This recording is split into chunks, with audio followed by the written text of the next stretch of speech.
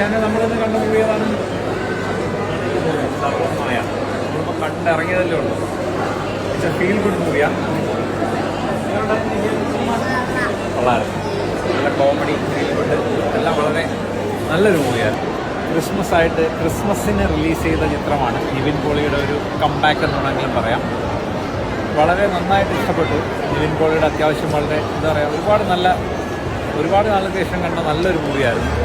അത്യാവശ്യം കോമഡിയും ഹൊററും എന്ന് പറഞ്ഞാൽ നമ്മുടെ വെള്ളസാരിയൊന്നുമല്ല, നമുക്ക് ഫാമിലി ആയിട്ടൊക്കെ പോയി ഇരുന്ന് കാണാൻ പറ്റുന്ന ഒരു ഫീൽ ഗുഡ് മൂവി. പാട്ടുകളും നന്നായിട്ടുണ്ട്, അത്യാവശ്യം നല്ല രീതിയിൽ.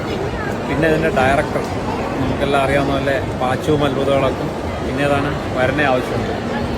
ഈ രണ്ട് മൂവിയും ഡയറക്ടർ ചെയ്ത അഖിൽ സത്യനാണ് ഇതിൻ്റെ ഡയറക്ഷൻ. പിന്നെ ഇതിൻ്റെ കോംബോ വരുന്നത് നിവിൻ പോളിയും നമ്മുടെ അജു വർഗീസുമാണ് ഇതിൻ്റെ കോംബോ വരുന്നത്. വളരെ നല്ലൊരു കോംബോയാണ്. അവർ സാധാരണ മുമ്പുള്ള കോംബോയും വളരെ നന്നായിരുന്നു. ഇതൊരു ഹൊറർ കോമഡിയാണ്. നമ്മൾ വിചാരിക്കുന്നത് വെള്ളസാരി അങ്ങനത്തെ കോമഡിയൊന്നുമല്ല, ഹൊററാണ്. ഹൊറർ എന്ന് പറയാൻ പറ്റില്ല, പക്ഷേ ഹൊറർ രീതിയിലുള്ളൊരു കോമഡി മൂവിയാണ്. നിവിൻ പോളി ഒരുപാട് നാളുകൾക്ക് ശേഷം നിവിൻ പോളിയുടെ നല്ലൊരു ക്യാരക്ടർ നമ്മൾ കണ്ടു. അപ്പോൾ ഇന്ന് 25 ഇന്നാണ് പടം റിലീസായിട്ടുള്ളത്.